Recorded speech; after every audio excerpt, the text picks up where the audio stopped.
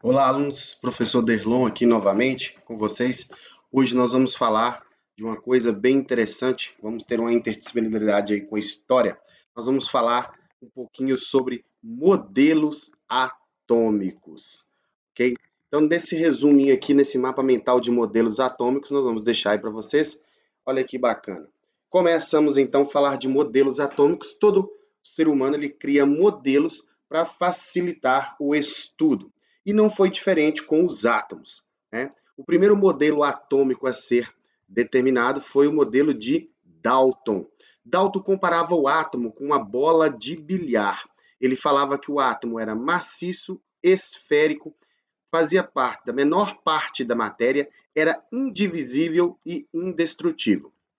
Então, Dalton falava que o átomo era uma parte da matéria que ia se dividindo, até não poder se dividir mais, mas mesmo assim carregava as características daquele elemento.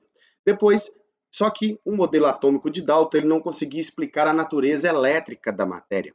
Não conseguiria explicar, por exemplo, o porquê quando a gente pega uma régua ou um objeto de plástico, esfrega a trita contra o cabelo, esse consegue atrair pequenos pedaços de papel. Essa natureza elétrica da matéria Dalton não conseguia explicar. Foi aí que entrou J. J. Thomson com o seu modelo. Ele falava que o modelo atômico dele era que o átomo era esférico, não maciço e tinha presença de elétrons. E esse átomo dele foi comparado com um pudim de passas. Por que um pudim de passas? Ele falava que o átomo era uma grande bola positiva com cargas elétricas negativas encrustadas.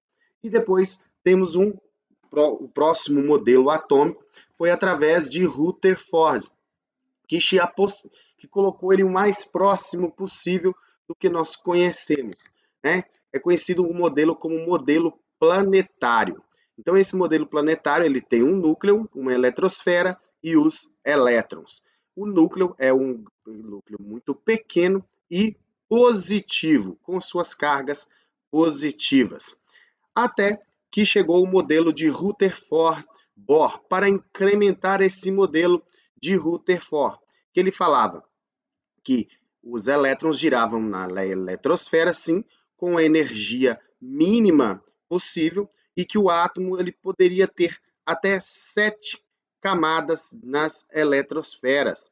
Né? Essas 7 camadas são chamadas aí, então de camadas K, L, M, N, O, P e Q. E cada um desses níveis de energia era uma quantidade de mínima de energia permitida para o elétron, tá? E aí que esses níveis de energias eram crescentes. Daí ele explicava o modelo da fluorescência e da fosforescência. Por exemplo, em fogos de artifício. O porquê que os fogos de artifício liberam tanta luz no céu? Que ele fala o seguinte, que o átomo, ao receber energia, o elétron salta da sua camada mais interna para uma camada mais externa, ou seja, para um nível de energia maior, quando ele está recebendo essa energia. Quando essa energia cessa, ele retorna à sua camada anterior, liberando toda essa energia em forma de luz. E aí, chegamos então ao estudo das partículas subatômicas.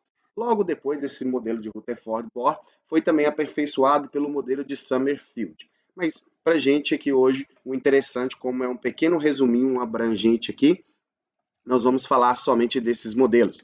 Modelos de Dalton, de Thomson, Rutherford e Rutherford-Bohr.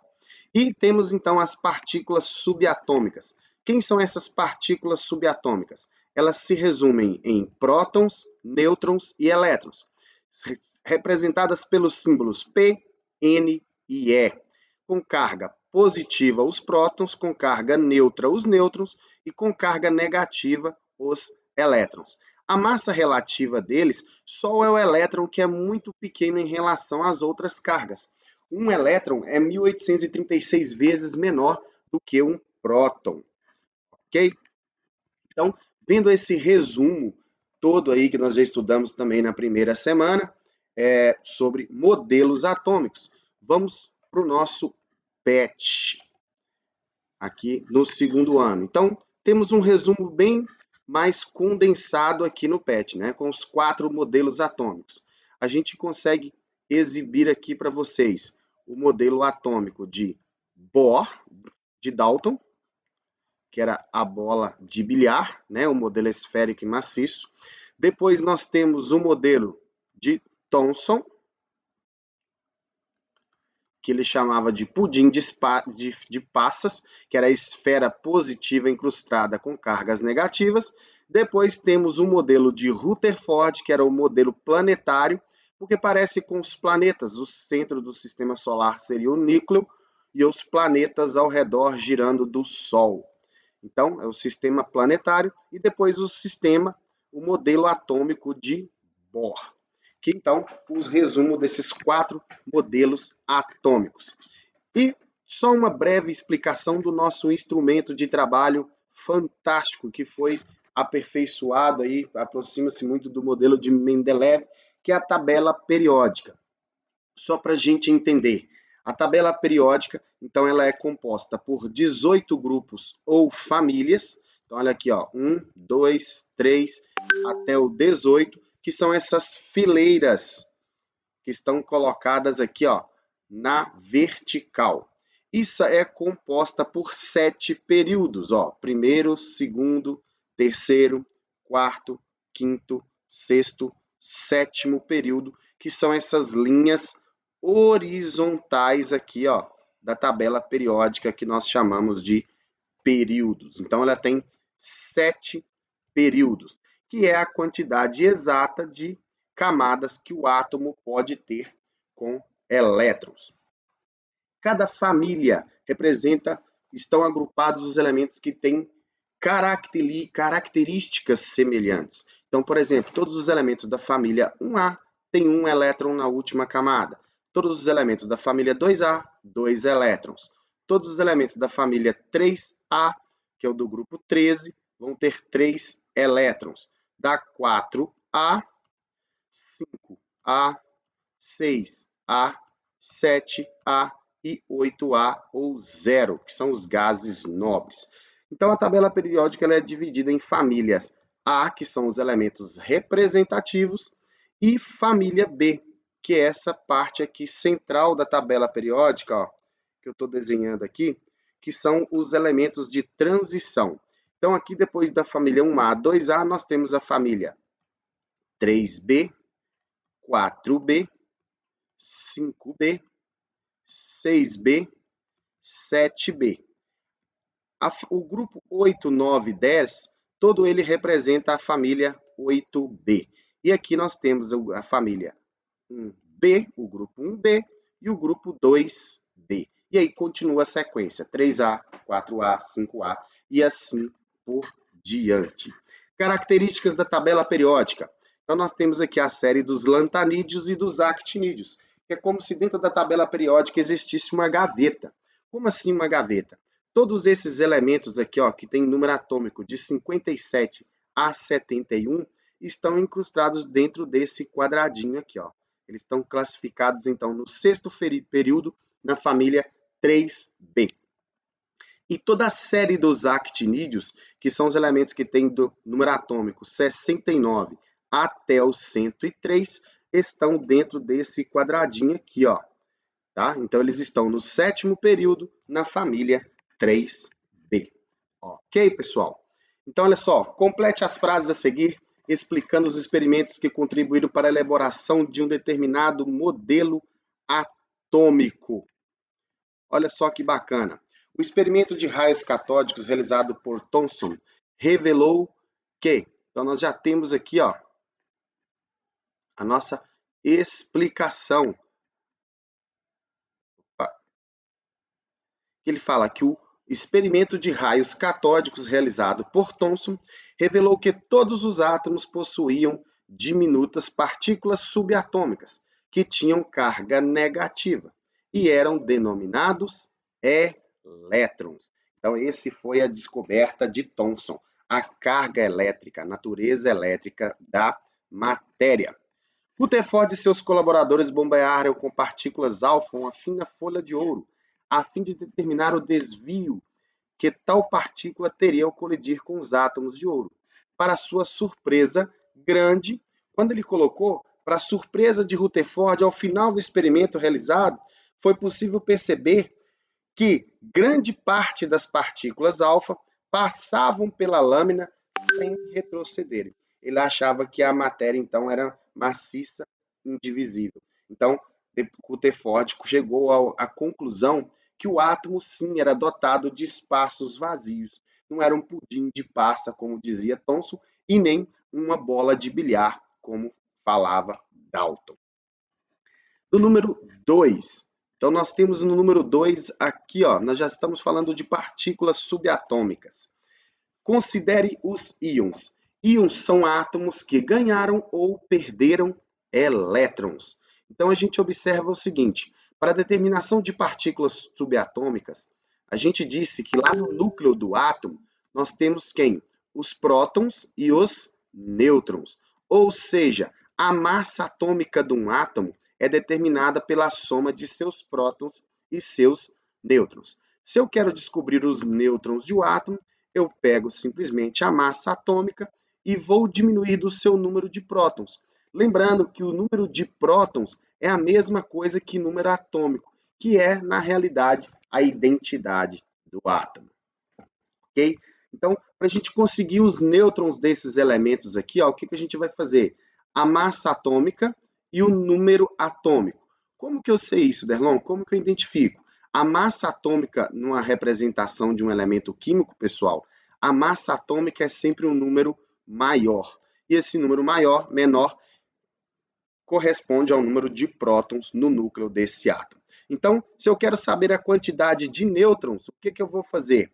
Eu vou pegar a massa e diminuir dos meus prótons. Então, os meus nêutrons seriam 87, que é a minha massa, menos 38. Então, 87 menos 38, eu tenho 49 nêutrons, né? Dentro do núcleo desse elemento químico. Só que ele fala o seguinte, é correto afirmar que o ânion A possui 49 nêutrons. E o A, olha só, pessoal, quando ele está com esse... Eu disse para vocês que o íon era um átomo que ganhou ou perdeu elétrons. E a gente tem os ânions e temos também os cátions. Beleza? Um ânion é um átomo que ganhou elétron, portanto, ele tem que ficar com o sinal negativo. E um cátion é um átomo que perdeu elétrons, então ele fica com o sinal positivo. Olha só, por que o cátion fica positivo e o ânion fica negativo? Imagine que o átomo ele só pode ganhar ao perder elétrons, beleza? Então, se ele só pode ganhar ou perder elétrons, ele só pode ganhar ou perder carga negativa. Se eu perco carga negativa, eu fico positivo. Se eu ganho carga negativa, eu fico negativo, tá? Então, apesar de no núcleo do elemento aqui A ter 49 nêutrons, ele não é um ânion, ele é um cátion. O cátion Z possui 39 nêutrons. Então, nós vamos fazer a mesma continha aqui, ó. Nós vamos pegar os 75, que é a massa do Z, e diminuir de 33. Então, 75 menos 33, 42. Então, eu tenho 42 nêutrons, e não 39 nêutrons no núcleo desse ânion aqui, ó. O íon A possui massa atômica igual a 38. O que eu expliquei para vocês? Na representação de um íon, nós temos que o número maior é o número da massa. Então, a massa atômica dele é 87 e não 38. O ânion Z tem 36 elétrons. Olha só, o que acontece aqui, pessoal? Nesse ânion Z, ele é um ânion, porque ele está com sinal negativo. Ele está falando que ele tem 36 elétrons. Olha só, se eu tenho o meu número atômico 33, ok? 33 prótons, quer dizer que esse átomo, em seu estado elementar, ele também tem 33 elétrons. Porém, como ele é um ânion, e o que acontece com o ânion? É um átomo que ganhou elétrons. Quantos elétrons ele ganhou? 3. Então, os 33 que ele já tinha, mais os 3 que foram lhe recebidos, 33 com 3 dá um total de 36 elétrons. Então, a resposta correta aqui, ó, é a letra D. No número 3, pessoal, o fenômeno da luminescência é observado em interruptores de luz, brinquedos, pulseiras, entre outros. O que ocorre é um processo de excitação eletrônica, seguido da emissão de luz na faixa do espectro visível. Dentre as alternativas a seguir, qual modelo é capaz de explicar tal fenômeno? Então, a gente falou lá que o último modelo da luminescência, né, foi explicado por Bohr. 4. Escreva os conceitos das propriedades periódicas na imagem abaixo e use as setas para indicar o comportamento delas. A primeira coisa, pessoal, o que é o raio atômico? Então, um raio atômico, deixa eu só resolver isso aqui. O raio atômico, pessoal, ele diz respeito, tá, ao diâmetro do átomo, ok? Então, o que é esse diâmetro do átomo? É a extensão dele. Quanto mais próximo do núcleo ali os elétrons estiverem, menor é esse raio. Então, o raio atômico faz referência, é a propriedade periódica que descreve a distância do núcleo até o elétron mais externo. Nós estávamos falando que o átomo ele é representado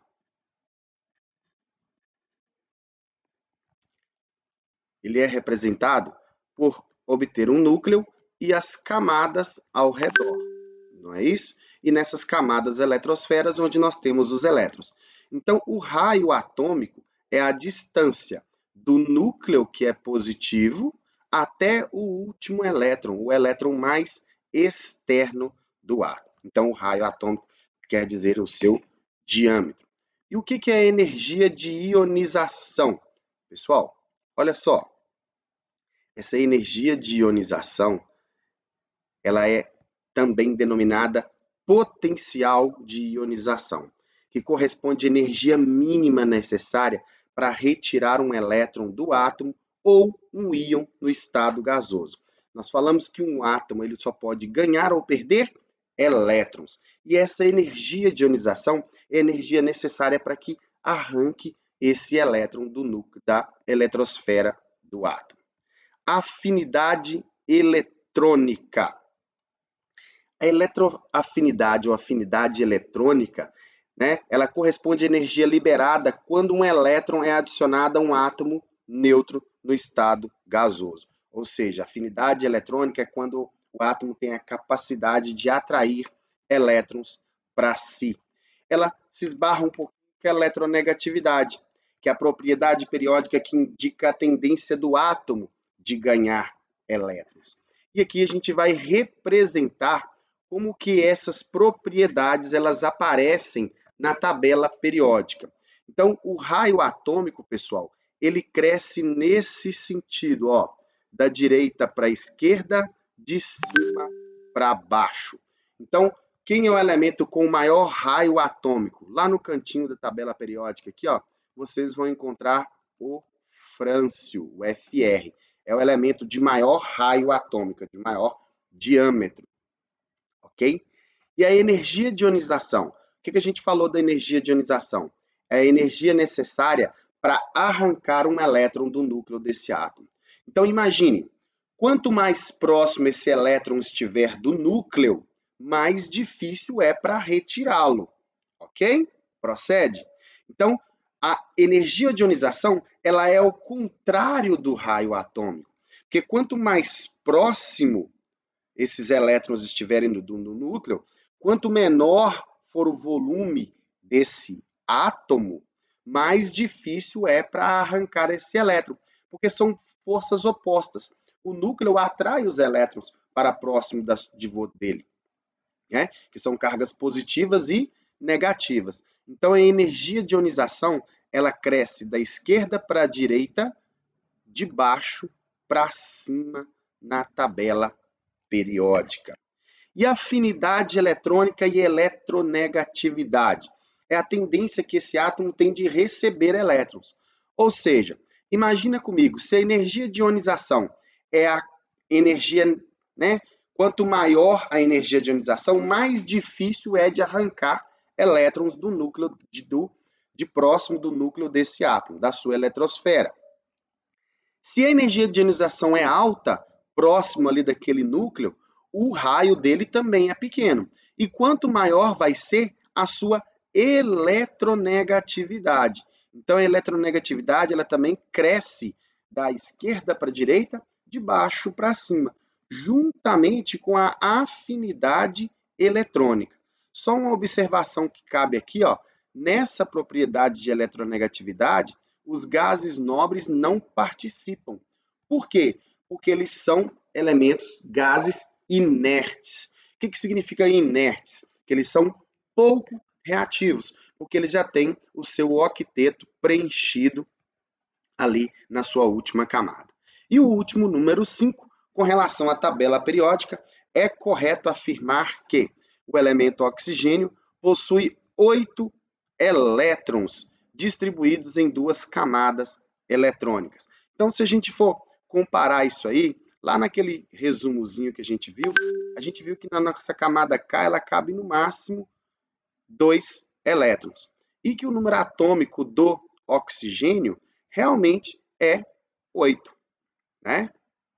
Então, na primeira camada só cabem 4, na segunda camada vão caber 6. Como ele tem 6 elétrons na última camada, ele se encontra na família 6A da tabela periódica. A gente pode conferir na nossa tabelinha aqui, ó, bacaninha, se a gente pegar ela para comparar aqui, ó, o oxigênio, ok?